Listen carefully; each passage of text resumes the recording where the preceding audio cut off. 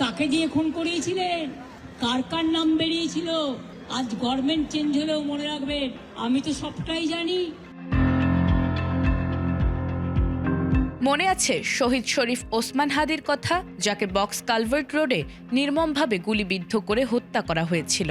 এরপর হত্যাকারী ভারত পালিয়ে গেলেও পরবর্তীতে তাকে বাংলাদেশে নিয়ে এসে আইনের আওতায় আনা হয়। কিন্তু হঠাৎ করেই ঘটনার মোড় পাল্টে গেল। পশ্চিমবঙ্গের সদ্য সাবেক মুখ্যমন্ত্রী মমতা ব্যানার্জির এক বিস্ফোরক মন্তব্যেই এখন উত্তাল দুই দেশের রাজনৈতিক মহল। এতদিন তো কই আমি বলিনি, মুখ করিনি, আজকে অত্যাচারের শেষ সীমায় গেছেন বলে আমি এখনো নামটা বলছি না ভদ্রতা করে। সম্প্রতি কলকাতার প্রাণকেন্দ্র ধর্মতলায় মঙ্গলবার বিজেপির বিরুদ্ধে অবস্থান কর্মসূচি থেকে তিনি বাংলাদেশে ঘটে যাওয়া এক হত্যাকাণ্ডের এমন কিছু তথ্য সামনে আনেন, যা নিয়ে এখন তোলপাড় দুই দেশ।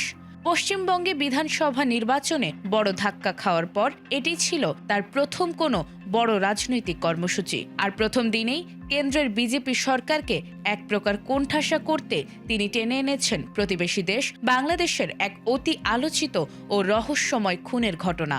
বাংলাদেশের লোক উত্তাল হয়ে যাবে, আমি সেটা চাই না। আমি দেশকে ভালোবাসি, না বলবো না দেশের স্বার্থে।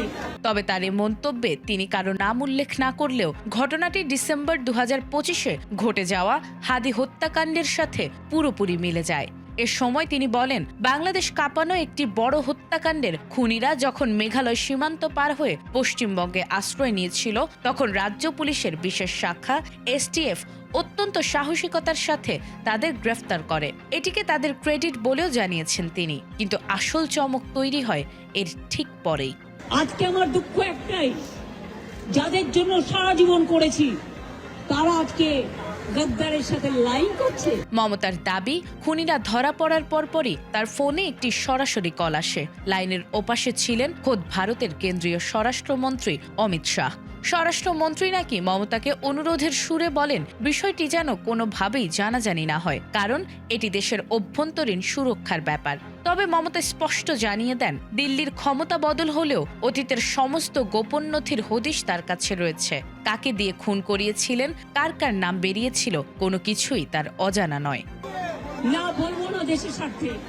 তবে এত বড় একটি রাজনৈতিক বোমার সলতে পাকালেও দুই দেশের সম্পর্কের স্বার্থে তিনি অপরাধীদের নাম জনসম্মুখে আনছেন না। তার ভাষ্যমতে, নামগুলো বললে বাংলাদেশ উত্তাল হয়ে যাবে, কিন্তু তিনি তা চান না, কারণ তিনি দেশকে ভালোবাসেন। নির্বাচনে হারের পর কোণঠাসা মমতা ব্যানার্জির এই একটি মন্তব্য ঘিরে এখন দুই দেশের রাজনৈতিক অলিন্দে এক নতুন তোলপাড় সৃষ্টি করেছে। নাজমুন নাহার জান্নাত, এটিএন বাংলা।